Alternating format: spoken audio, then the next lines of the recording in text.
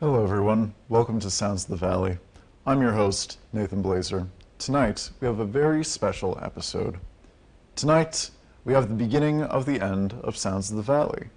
At least, the end of my era of being the face of Sounds of the Valley. As with all of our shows on TV10, every few years the faces change. Today marks the beginning of the end of my time as one of them. There is one episode left in the season. In effect, when the lights go out, the camera fades to black, and the soundboard is quiet, for all intents and purposes, the me you see before you, the persona of Nathan Blaser, host of Sounds of the Valley, is dead. And then someone new will take my place, become the new face, the same yet different, and constructing for themselves a new Sounds of the Valley. With the utmost pleasure, I'd like you to meet the new host of Sounds of the Valley, Evan Klamar. Hi, Evan. How are you doing tonight? I'm feeling great tonight. How about you? I am doing quite wonderfully. It's very nice to have you on set and to be able to welcome you for the first time as the host of Sounds of the Valley. It's very nice to be on set. I think it should be a good passing of the torch. That's what I definitely hope so. If it isn't, well, you have an entire road ahead of you to just, I don't know, just be like, man, what's with that guy? Don't tempt me. No. I have one episode. I will. So, Evan, for the lovely folks at home, what sort of background in music do you have? I mean, it depends. Do you mean more with listening or playing? I would say in this context, it would be more playing or production, anything where you're actually interacting with it more than listening. Okay. Well, back in elementary school, when I was 10, I joined my school's band. I picked up the trumpet for no particular reason, and then, like a tree root grows around a bicycle, I grew around the trumpet, and I've been playing it for probably almost 10 years now, and I will probably continue to do that well into the future. I've played in my high school's marching band, concert band, and jazz band. I am currently in the BMB here on campus. Nice. Apart from that, I have in the past tried to learn drum set. It's on indefinite hiatus right now, since I can't afford to buy a drum set. Very fair. And apart from that, I've done a little bit of original composition and production. I've made some jazz arrangements on MuseScore that, if I'm lucky, will never see the light of day, as well as some beat loops on GarageBand, as I'm sure most of us have. Nice. I think that's a very good background. You know, I think, you know, like you said, it's stuff that a lot of us do, and I love just anything that everyone does to interact and fulfill themselves with music. So I'm sure that most everyone out there is dying to know, why in the world did you want to exist in the little box that we're in, huh? Why did you want that sweet, sweet Sounds of the Valley host schmoney? Right. Well, as soon as I joined TV10, Sounds of the Valley was easily the show that jumped out to me the most. The one, it's easily the one that drew me in more than any other show did, because the premise of it, like by itself, is, I mean, I've always really enjoyed live music. And I have, in the past, been on the performing side of it. And I felt like this would be a great opportunity, given both my experience and my passion for music. It would be a great time for those two sides to coalesce together, you know? Mm-hmm. That shmoney really... The shmoney helps a lot. The shmoney does help. You know, that sweet, sweet $10 an hour. I was talking more of a metaphorical shmoney. A metaphorical shmoney? What kind of... A shmoney of the soul. A shmoney of the soul. Are you a very soulful person, Evan? Do you consider yourself to be a very soulful person? I do enjoy Bob Marley. Yeah. Bob Marley's pretty good. So, now that you are the new Sounds of the Valley host, what do you plan on doing with Sounds of the Valley? Where is it that you want to foster and to take and grow Sounds of the Valley? What do you want to see it become? Right. Well, I do have to thank you for leaving me such a great foundation. I mean, the idea is already fully formed, but I do have a few plans for spins I can take on it. I would I do want to incorporate more of different genres. I'm sure there's a lot of variety here in Eau Claire that I'd really like to show off on this show, whether it be rock, hip hop, perhaps metal, if our studio can handle it. I would like to. I would like to call more of a focus to new releases, kind of the music landscape at large, whether that be in the form of new music releases or anniversary albums that have music from the past that is hitting a milestone of 5, 10, 15, 20, 30, 50 years. Yeah, it's a great way to really call attention to the history, because I do think music has a very, very rich history that I'd really like to explore on the show. Definitely.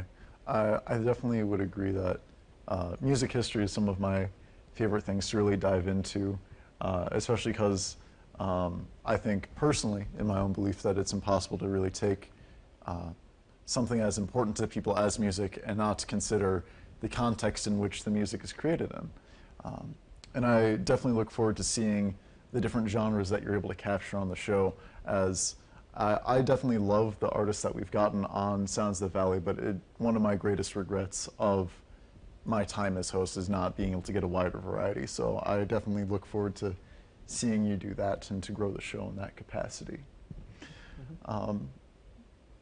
So kind of speaking of the expanding genres and places that you want to reach to, what are some of your own musical tastes?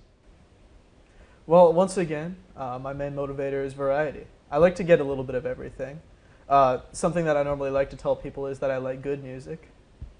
Although, even it's still not the whole truth, because I do like, okay, let me put it this way. It depends on the day whether I want to listen to something from 1 year ago or 50 years ago. Fair. Depending on the day, I may put on Pink Floyd, or Red Hot Chili Peppers, or The Who, or MF Doom, which, by the way, I do have a tattoo of. It's a nice tattoo. Or Sublime. The bit in the studio, within the organization, is that I am obsessed with Sublime. He has played Sublime at every one of our meetings. I have learned more about Sublime than I have ever thought I was capable of, or that I ever wanted to learn. Continue. Of course. I will, not to completely discard myself of the allegations, I do very much enjoy Sublime, and I am probably at least half the revenue that those Sublime shirts get. But no, I do listen to a lot. For newer stuff, I listen to a lot of alternative hip hop, Thundercat, Danny Brown, JPEG Mafia, Slow Tie, artists like that. I think they're really representative of the most forward-thinking music has to offer these days. I think that just by recalling Thundercats, you've invoked in a way the old essence of our former show host, Charlie Retcher, who still is out and about as one of the cryptids of Eau Claire in the community at large. You can see his comedy sometimes at some live shows and things. But no, I like that you have such a varied taste. I think that it's really important as a host for Sounds of the Valley to be able to appreciate all the different acts that come on, you know. So outside of this, what sorts of hobbies and other interests do you have? Right. Well, what I'd like to say as host of this is that I have no life outside of music, but unfortunately, that's not the case. Outside of this, I do play tennis, I do woodworking, and I'm currently suffering by the lack of access to a wood shop on campus. I enjoy hiking. There are a couple trails here that I very much appreciate. My personal favorite is Mount Simon Park over by the Dells Pond. And I am also suffering by the fact that I didn't bring my bike to Eau Claire, as back home, that was one of my favorite things to do. I would go on bike rides. Apart from that, I do. I read. I write. I do human stuff. You are. That makes me a little suspicious, but have you? If you have a chance, I really recommend for you to go to Hoffman Hills sometimes. It's a really lovely little scenic park outside of Eau Claire. Beautiful, and I think you would, since you said you like hiking, I would really recommend that personally. I'll keep that in mind for my next excursion. As for the wood shop sorts of things, what sorts of things have you made for woodworking? Easily my most prized possession is an outdoor table that I made. Mm-hmm. It's got a square frame, and the top is a ceramic tile. Ooh. It's a ceramic tile inset so that it's flush with a wooden top. Mm-hmm. That's probably my the one I spent the longest on. In addition to that, I've made bottle holders, small end tables, obviously less ornate than the tile top one.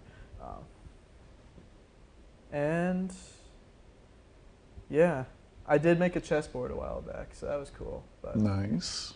considering I don't really play chess, I mostly just collect dust back at home. That's very fair. It's about the journey, not the destination. I would definitely agree. I think that that's kind of the fun part about any sort of hobby, and that's also something that I hear a lot from our different artists that we have on Sounds of the Valley, is how much they just enjoy the process of musicking and getting to do things, you know. Right. You know, there's so much joy, I think, to be had with just doing something. Finally, I guess since, you know, we do go to school,